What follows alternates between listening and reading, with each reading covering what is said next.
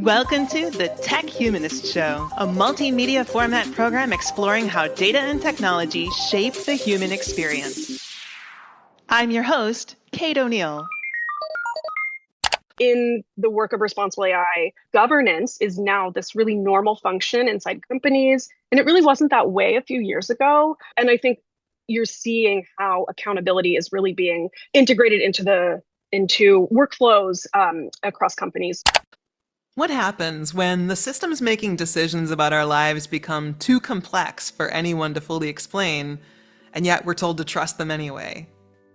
Hello, humans. I'm Kate O'Neill, and this is the Tech Humanist Show. In today's episode, I'm joined by Rebekah Tweed, a responsible AI and AI governance leader and senior advisor with the Algorithmic Justice League. Rebekah helps organizations move beyond AI ethics as a slogan and into the real work of accountability, how you measure impact, build governance that isn't just theater, and make sure people have real transparency and recourse when automated systems affect their lives. We talk about responsible AI as trust infrastructure and what it takes to build systems that actually deserve the right to scale. Here's my conversation with Rebekah. Rebekah, hey, thanks for joining us on the Tech Humanist Show. Thank you for having me. Oh man, you've been at this for a while, right? Like you've been in responsible AI and AI governance since really before it was the phrase everybody started putting in decks, right? For sure. Yeah. How did you get here? Yeah. Okay, 2018, yeah. Yeah, no, good question. Almost a decade ago, I was working in the music industry. I was a publicist, and I had a couple of formative experiences that kind of led to this career pivot that brought me to what I would call like responsible AI and AI governance. So in 2018, the first of these experiences, so Taylor Swift had hired a security company for her reputation tour. And that company had installed kiosks that would air her rehearsal footage. And inside those kiosks, they had cameras with facial recognition technology. And the whole point of popping up these kiosks was basically to try to lure in and potentially apprehend any of Taylor Swift's hundreds of known stalkers. So I was thinking, okay, that must be very terrifying to have hundreds of known stalkers, but also you end up pitting one person's safety against the privacy of thousands of people who had no knowledge of this and they had no opportunity to opt out or to have a say in that at all. And that was kind of one example among many across society that I started seeing, where we kind of have to examine our values and we have safety on the one hand, privacy on the other, and weigh these trade-offs. So I knew different groups of people across society would need to be part of these conversations, and that we really needed to be having more of a public discussion about those types of topics. So that was kind of the first thing. And then the second was in 2019, I wrote a music tech feature for a culture publication, and it was on early AI songwriting tools. And the purpose of writing this, it was right after Grimes had made a really provocative statement on a podcast, and she was claiming that AI was going to replace all human musicians within 5 years, which, no, but also that was, a little bit prescient.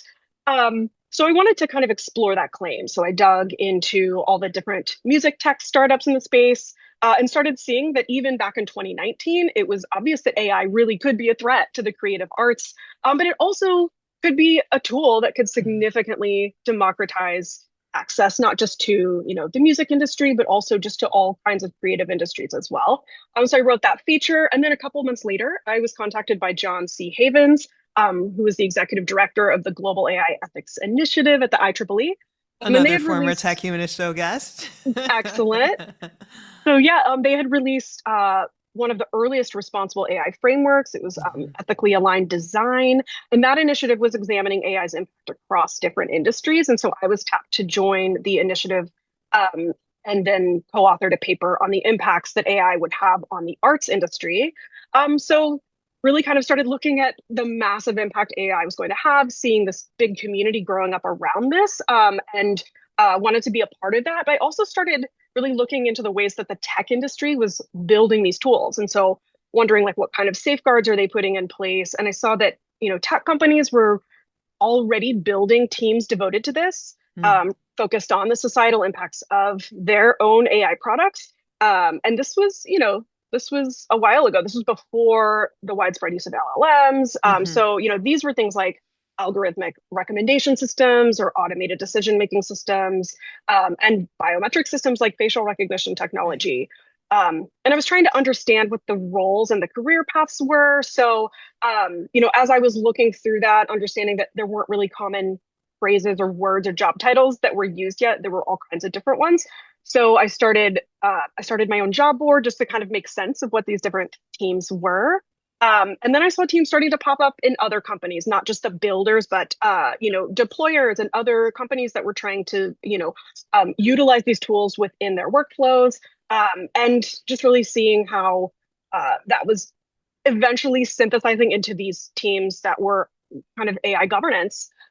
So really thinking through what it would take to get a successful person like into that space, what kind of characteristics they needed to have, and thinking through like the socio-technical aspects of this, where you didn't just need to have a technical background, but you really needed to understand, the social sciences and how tech, what those impacts would mean for society. So yeah, I took on a couple of different roles in the space, worked for a law firm in New York, working on AI fairness, worked with NYU on a public interest technology convention and career fair. And then I joined All Tech is Human, brought the job board into that organization and really built out like a responsible tech career development work stream around, mentorship, university network, and like a talent pool to try to help people fill these roles and move into these emerging spaces. And then most recently, I've joined the Algorithmic Justice League, looking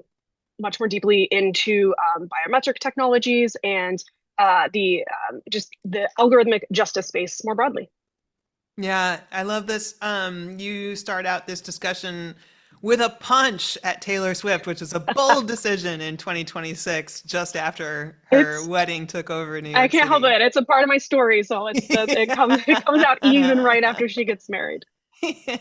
So you actually just started to set up this kind of segue that I wanted to take with you, which is that, people hear responsible AI and they may picture like policy documents or committees or, very serious people saying guardrails a lot, right? But what does responsible AI mean to you in 2026 in actual human terms? Yes, no, it's a great question, and I think really fundamentally it's about agency. So responsible AI can take a lot of different forms, but that's where I would put the core. I think it's about rejecting this idea that our tech future is inevitable and that it's top down, that it's being handed to us, and our only job is to just adapt to it. And I think everything else in responsible AI is really downstream of that. So I do want to be fair to that narrow definition of responsible AI because it's not wrong. It is Right. usually referring to a set of principles. You have, civil society articulating these principles, and then, industry practitioners kind of operationalizing it. And you have things like fairness and transparency and accountability, and privacy. And that is real work and that matters. But I think if you're zeroing in only on that, you're missing the purpose because underneath those principles, what we're actually doing is deciding how to understand and evaluate the way that AI impacts real people and how we have an Yeah. impact on that and how we shape our own tech future. So I think it is a two-way relationship. The tech is acting on us, but we also get to act on it. And responsible AI is kind of what I, would say is the name for insisting on that second direction. Yeah, it's interesting you start, the history, your own history in the space, like you say, a few years prior to the sort of ChatGPT moment. And of course, there were also a raft of books in the late 2010s about algorithmic harms. Cathy O'Neill's Weapons of Math Destruction, Safia Noble's Algorithms of Oppression. But here in 2026 and looking ahead ever so slightly, Yeah. amid such an AI craze, where do you see algorithmic harms becoming most visible in ordinary life? Like not in the abstract, but in places where people are trying to like get hired or get healthcare or access Right. services or that sort of thing. Yeah, exactly. No, and I think like pointing to the 2026 aspect of it is really important because I think we have the capabilities of these tools are accelerating and the Hmm. guardrails that we have are not necessarily keeping pace. So I want to say like inside the work that's being done, I think the conversations around responsible AI have been going on for years. And it can feel like a slog when you're kind of like in the trenches, like fighting for things like reasonable regulation and industry commitments, and even public awareness, and the language to even talk about it. But I think I want to emphasize that like that has been a fight for every inch of a whole emerging field of Yeah. responsible AI. So I do want to pause a moment and just acknowledge how far we've come, Yeah. and actually kind of take the wins for a moment, because I feel like in the work of responsible AI, it's difficult to do that. And the wins are real. And I think governance is now this really normal function inside companies. And it really wasn't that way a few years ago. And I think you're seeing how accountability is really being, integrated into workflows, across companies more broadly. So I think that's a really important thing to kind of acknowledge, in this moment. When we're looking at what AI harms look like right now, it shows up in ordinary life in exactly the moments where people are really the most vulnerable, are the least able to contest what's happening to them. I think Mhm. that shows up when people are applying for a job, when they're seeking medical care, when they're trying to get a loan or housing, when they're going through an airport trying to get through security. I think these Mhm. are really high stakes gateways of ordinary life. And increasingly, you have automated decision making systems kind of sitting at each of these bends. And that's not new. Like you mentioned, there are many Mhm. books that have come out over the years. It's been documented, by researchers and journalists. You have Hilke Shellman, who exposed, automated hiring tools that screen people out in, The Algorithm, her book. You have Kashmir Hill, the New York Times journalist, who reported on facial recognition and the role in the criminal justice system. And you have Dr. Joy Buolamwini, the founder Mhm. of the Algorithmic Justice League, and she demonstrated that this foundational bias in, facial recognition systems. So I think these are some of the important, thinkers to kind of look to. The harms that arise in things like hiring and criminal justice are well established, but I think what's changed is the surface area for harm is rapidly expanding. Mhm. AI is reaching into many more areas of civic life now. I want to point to one, recent, very ordinary example, of earlier this year, Amazon Ring, the Ring doorbell. They ran a Super Bowl ad for a Mhm. feature called Search Party. You might remember with the dog. Um, AI like scanning a neighborhood, a network of cameras to find this lost dog. And it was framed as really heartwarming, but the public reaction was very immediate of this, sense of unease. People looking at a system that could scan the entire neighborhood for a dog, and understanding that that could just as easily scan for a person. And the backlash was strong enough that Amazon ended, a separately planned partnership with Flock Safety. And that company, had license plate reading, network, and it operated like, across thousands of communities. The data had reportedly been accessed in immigration enforcement, which of course was, also a really hot topic at the time. And so that momentum really didn't stop there. Cities like Boston and Santa Clara, suspended their own Flock contracts. So I think, it's kind of mixed. It's like you have this genuine win. The public pressure really did change corporate behavior. And that's exactly the kind of like, engaged public dynamic that makes me really hopeful. But I also, want to be realistic, because facial recognition continues to be deployed rapidly. And it's not just, from private companies, it's not just from government agencies. You have TSA rolling it out at airports, and a lot of international airports have already made that mandatory. Mhm. Thankfully, that's not the case in the US. But, one thing got pulled back, but the broader trajectory did not change. And so I think that's something to call out and just to be really aware of.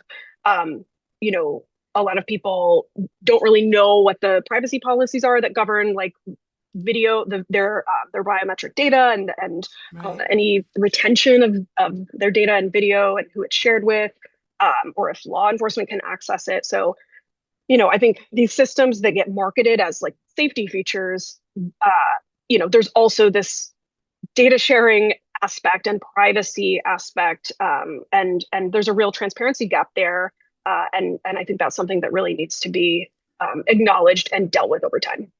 Yeah, it's interesting. It is true. First of all, I'm so glad that you hold space for the people who did early work, and then that you're also holding some space for the fact that the public is catching up little by little, right? Like there is this kind of greater literacy in the public response to, for example, that Amazon Ring Super Bowl ad. But a lot of conversations about AI still seem to be treating harm as like a technical bug to be patched, right? And so when, in your experience, is it actually like a deeper systems problem, like about incentives or power or data or culture or accountability? Yeah.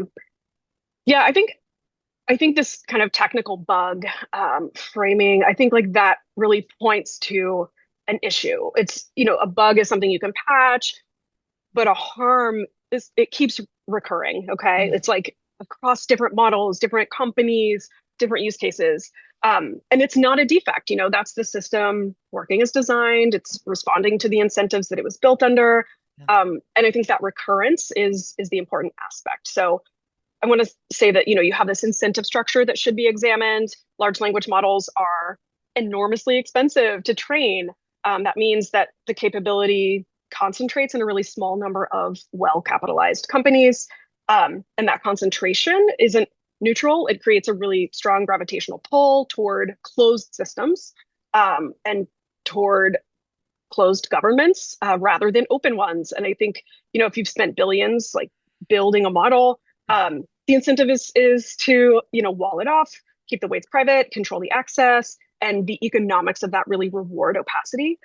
So when we see harms like unaccountable decision-making systems, systems that can't be independently audited, that's not an accident.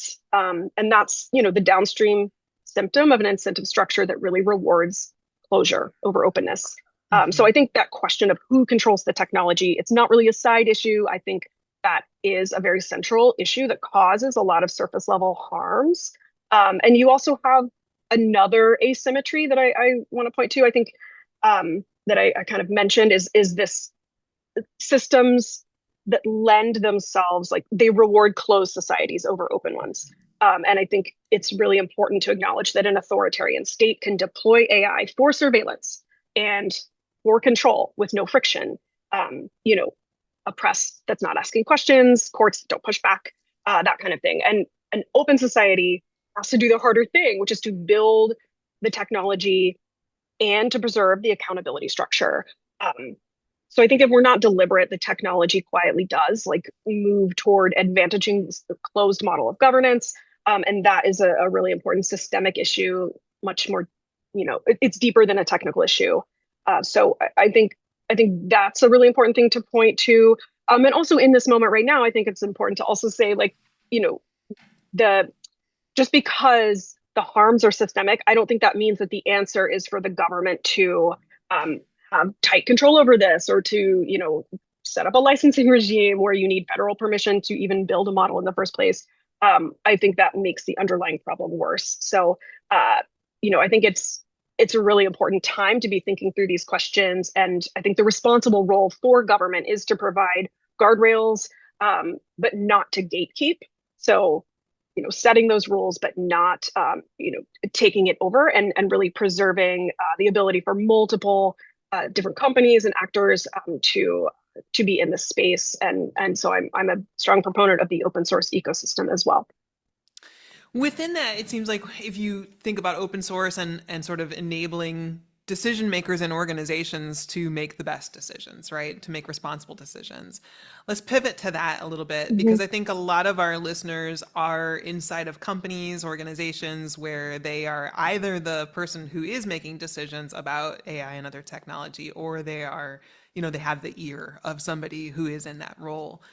And I know you have a LinkedIn Learning about this kind of thing, and I imagine that that is something that might be a resource for folks. But just talk to us a little bit about like,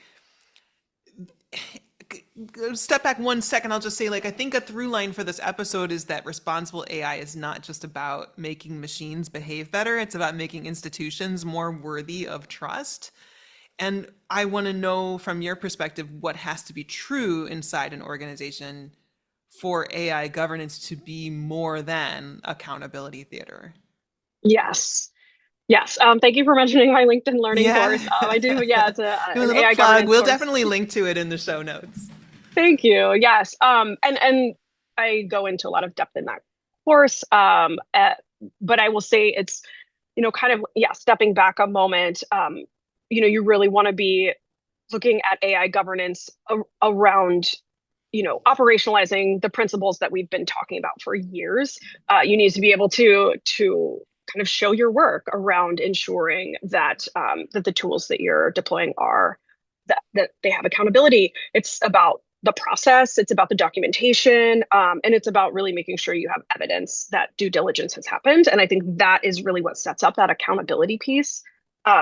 So yeah, I think governance is kind of what makes confident adoption of these tools possible within a company. So I think there's a kind of a minimum viable toolkit that I talk about in the course. But so I'll just point to it like a couple of core pieces there. Mhm. You want ownership, so a governance committee that is really drawn from across the organization, from legal and compliance, engineering, product, security. But then secondly, you kind of have to actually know how the AI is being used across the org. So you have to know what you built, what you procured, what employees are using on their own in their own workflows, and kind of governing the shadow AI use across an organization. And then third, having like a use case screening to sort out what are the high risk use cases, what are the low risk. And fourth, kind of this workhorse tool. So the algorithmic impact assessment, that's a really important key piece of an AI governance program. So, making sure that you have that tool, which is kind of a structured way to ask the important questions before you're deploying these tools. What's the system supposed to do? Who could be impacted? What harms could result? What human oversight exists? And then what happens if something goes wrong? So those are really basic things, but that's like a good baseline for how you're going to be doing this. Also, ongoing monitoring. So making sure that you have bias checks, drift checks, an incident playbook with escalation pathways, and then a real mechanism for feedback and for complaints, and how to pull something offline if something goes wrong. So those are the things I wanted to emphasize around like what a program could look like. And of course, that's just very high level there. But you want to also think about who's in the room. When organizations are thinking about oversight, you want to make sure there's technical expertise, but you also want to ensure that you have a wide variety of experts because homogenous teams really can start to normalize their own assumptions, and so certain risks are going to stay invisible to a room of people that are fairly similar. So I think that's really important. Then you were kind of asking a little more about from a leadership perspective, like how are Mhm. you making sure um, that this is not just kind of like theater, ethics theater. Mhm. And that's such an important question. I think like making sure that you have empowered operational owners that have decision making authority and they're embedded cross functionally. That's a really important piece of it to make sure that the work is actually being done, that it's not siloed or stuck without any real decision making power. So I think teams need to have this clear like decision making rights. They need practical tools, and then also there has to be an incentive structure that really rewards responsible behavior. And so I want to say that executives have to be the ones to shift the model themselves. Leadership has to ask more than just, are we compliant? Because teams are going to optimize for that minimum defensibility. So I Mm. think of leadership as asking questions like, what are the foreseeable harms and who owns the risk? And then how are we measuring system performance and human impact? I think those are the things that really embed it deeply into an organization and make sure that this is real. And I think one of the things that I've learned in talking to other AI governance professionals, one of the most important organizational shifts that I've really seen over the past maybe 6 months to a year, um, you know, it's important for AI governance professionals and the teams within these companies to make responsible AI the path of least resistance. Mm. It has to be that, if you want a team to be using AI governance and leaning on that, it has to be the easiest thing to do. So ensuring that is a part of it and that you're kind of designing like for user experience within your own company, for people within the company to be able to utilize these tools in responsible ways as the easiest thing to do. So yeah, I think that's one of the most important things that I would point to. That's a great summary. I mean, that question, or that, sorry, that answer to that question alone is worth, folks just bookmarking and going back and listening to again. But of course, they could also go to the LinkedIn Learning and watch that and learn from you directly. Oh, I want to also ask you, you planted a few flags there that I wanted to follow up on. Like, for example, you mentioned you used this word evidence, and I would love for you to give some examples of like what are pieces of evidence that an organization is taking AI governance seriously? Like, what are the signs that it's mostly performing seriousness? But like, yeah, what are maybe some examples you've seen of what evidence can look like? Yep. So I think really it's about what you're measuring. You really Hmm. do need to be measuring whether AI systems are improving people's lives, whether they're making people's choices easier, whether it's improving people's rights or their opportunities, and not just whether the tools are being adopted within a company or whether it's producing faster outputs or increasing productivity. So I think I would really start by distinguishing between operational metrics and human outcome metrics. Hmm. So adoption and efficiency and productivity, that's very useful, but it's not enough. Um, they tell us whether the organization is using AI, but it's not telling us whether AI is helping people or harming people. So for human outcomes, I would look at a few different categories. So first, organizational tools should measure equity and distributional impact. So who benefits from the system? Who bears the risk? Are error rates or denials or false positives distributed differently across different groups, like gender or disability or race or age? It's not enough to just know if the model performs well on average. You really need to know how it performs for various subgroups. Um, Secondly, I think they need to measure access and opportunity. So is the AI system expanding access to services, to healthcare and education and information, or is it creating new barriers for people? So, for example, are more qualified people reaching the next stage of a process, Hmm. or are certain groups being filtered out earlier? Thirdly, they should measure harm, contestability, and then remedy. So, how many people are negatively affected? Can those people understand what happened? Can they appeal? Is there a remedy, a course of remedy, or a way to challenge a decision that was influenced or made by AI? And then how long does it take to resolve a complaint? So those are some core governance metrics, because a system without a real remedy pathway has no accountability. And then fourth, organizations really need to measure human oversight quality. So, not just whether a human is technically in the loop somewhere, but are human reviewers empowered? Can they override the system? Do they have enough context, or do they have time, or training, or authority to make a meaningful impact on the system? So, if they're just rubber stamping an AI output, for instance, that's not helpful. That's not accountability. So, and then fifth and finally, I would include trust, dignity, and lived experience. So I think these are really important metrics to be measuring for. You can, have qualitative interviews or worker feedback, customer complaints, community input, and then harms reporting. So some of the most important signals aren't going to be showing up unless an organization is intentionally creating channels to hear from people who could be affected. So I would say responsible AI governance is it really needs to be ongoing. The monitoring can't happen one time and be done. So the question should really be after deployment: are people better off? Um, are the harms being reduced? Are the benefits being fairly distributed? And then are there meaningful ways to intervene if the system fails? Yeah, that's fantastic. Thank you for walking through that. I think, that covers a lot of ground, and I think people are going to come away from this feeling like, we've definitely explored this. One of the things that at sort of a meta macro level, though, I'm thinking about is like we talked a little bit about literacy, but there's also this cultural sense that things are just getting stranger. Do you sense that? Definitely. And that do you Definitely. sense that other people think that as well? I do. No, I think Yeah. that's certainly out there. And it feels like it's a feeling that systems are behaving strangely, right? Like the decisions are more opaque, that people are being asked to adapt to faster than they can make sense of. And I wonder if you're seeing that resonate with what you see in AI governance work and in responsible AI. And does that change anything for you? How does it play into maybe literacy or how you Mm. think about sort of bringing the popular discourse along? Yeah, I think that's a really perceptive question.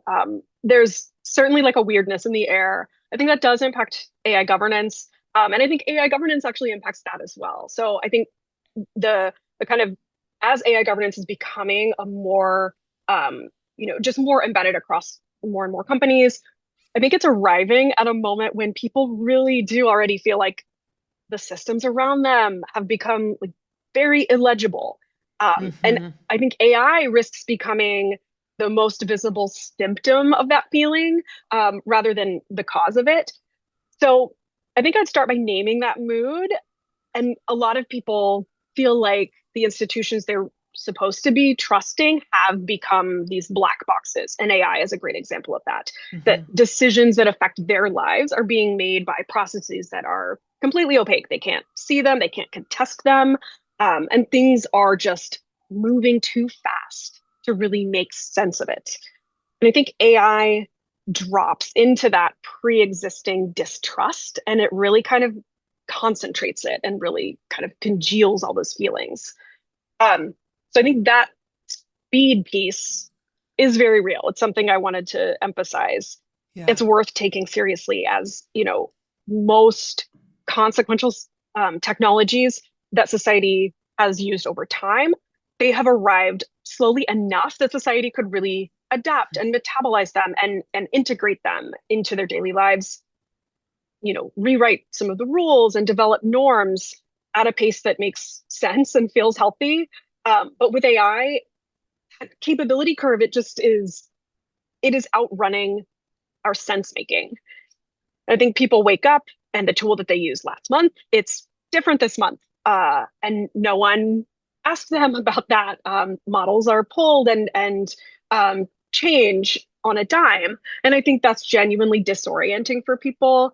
And that disorientation is fertile ground for distrust. Hmm. And when you can't really understand how something works or why it changed, the natural response is to assume that it's not being done in your interest.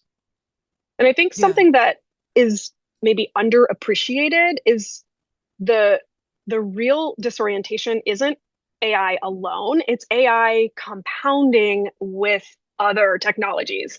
AI is not arriving in a vacuum. We are Hmm. increasingly seeing these layers. It's being layered into ubiquitous surveillance, into recommendation systems that already have been shaping what we see, into financial systems and hiring systems, as we've been talking about, Hmm. and into information ecosystems that were already shaped by technology, by automation. Um, so you're getting these compounding, interacting effects, and the whole I think becomes really difficult to reason about.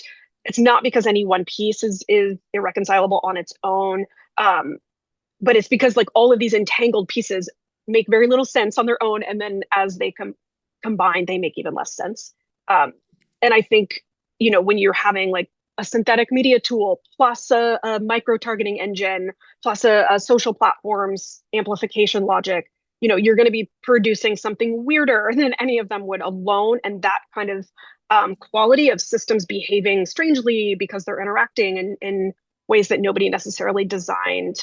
That's the thing that makes people feel like everything has gotten a little slippery. And I think Yeah. that's where governance does something really important. So it's not just reducing risk there. I think governance is fundamentally handing people back some control. There's some means of understanding and affecting the tools that we're using. So when you are requiring transparency or auditability or requiring a right of explanation, or a way to contest an automated decision, you are not only preventing those specific harms from happening, but you're restoring that sense to the public that these systems are answerable to the people, that there's a someone or a somewhere that you can go to and ask, why did that happen? Can we change this? And I think that is a partial antidote to that illegibility. Just reestablishing that the systems that are shaping people's lives sit inside a structure of accountability and are not just floating freely. Perfect. I love that answer. I also think you've touched on something because, talking about you earlier, you talked about how fast everything is going, and now you're talking about like governance is kind of the antidote to this increasing sense of weirdness. But if a senior leader says, like, we know it matters, AI governance matters, but we're under pressure to move quickly, what would you want to tell them? What would you want them to understand about the cost of moving quickly without trust, without governance, without the guardrails and infrastructure? Right, exactly. If you're trying to do this without having that trust already in place, there's going to be so much undoing that has to happen later. And I think really just taking a long view, it's really difficult for leaders when they're used to a quarterly cadence. They have to be, answerable for KPIs and for, their immediate concerns and business concerns. But I think having more of a long view and understanding that if you're moving quickly and you're cutting corners around governance, that speed is going to cost a lot in the end, as like a growing distrust and having to have reputational harm to be undone and repaired over time. And I think that comes across with consumers and users of products. It also comes across with the talent that you're bringing into your organization. People really want to be working for companies that are taking this seriously and that are responsible. And so I think that's another key component that's really important for leaders to keep in mind, that it's their consumers, it's their talent, and then it's just ultimately, I think that's just the best way to do business as you're looking at just a long-term brand building for your company. Yeah, no, that's a great way to put it. I know we're getting close to the end of our time, so what I want to do is throw you the question I love throwing to our guests, which is, let's try to end this on an uplift, a hopeful note. And I wonder, with the work that you do in AI deployment in society and governance and responsible AI and thinking about harms and bias and opacity and institutional distrust, I mean, there's a lot that's hard and difficult, but what is it that keeps you hopeful amid all of that? What do you see that gives you real grounded optimism about what is still possible? Such a great question, and I'm glad that you ended on that note. I do want to say I see some of the most promising signals in a shift from treating AI governance as like a compliance function, and I'm seeing it shift into more. There's this question of public infrastructure of like who is owning the models, who trains them, who are they accountable to, and there are a couple of organizations I want to point to that I think are doing great work in this space and make me feel pretty optimistic. One is the Public AI Network.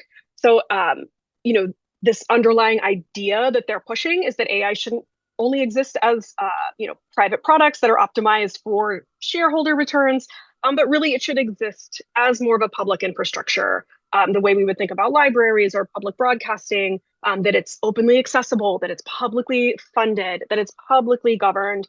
And I think that makes a governance model that is not just an ideology. It really changes the accountability structure at the root. And if the system is answerable to the public, if it's a public good, and then transparency and public accountability are going to be built in, not just added on later. The second organization that I want to point to is Mozilla Foundation. I see them really operationalizing this right now. They've made really big moves. Their latest State of Mozilla report, they're committing a ton of resources. I think it's $1.4 billion to advance AI that's more open and more trustworthy and offers people more agency, which I think is so crucial. They're framing this as like kind of building a rebel alliance of sorts, like a loose, which I love, like a Yeah. loose coalition of people and organizations that are all, working to keep AI development open and accountable. And it's kind of modeled on how Mozilla disrupted Microsoft's browser dominance in previous decades. So, I find that that's a really hopeful way to look at things, to approach this kind of next phase as as we're facing a time when, AI is moving so quickly and it's becoming so entrenched, really fighting for a public, open, accountable way to deploy these tools across society. Fantastic. Rebekah Tweed, thank you so much for joining us on the Tech Humanist Show. It's been wonderful to hear from you. Thank you, Kate. Thanks for having me.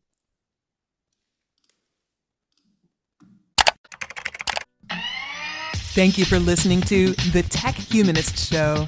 This episode was produced and edited by Thrive Loud Productions, with research by Ashley Robinson and Aaron Daughtry of Interrobang. You can find more information about the show's guests and links to their projects at thetechhumanist.com, where you can also find more episodes, or you can subscribe at Apple Podcasts, Spotify, or wherever you get your podcasts.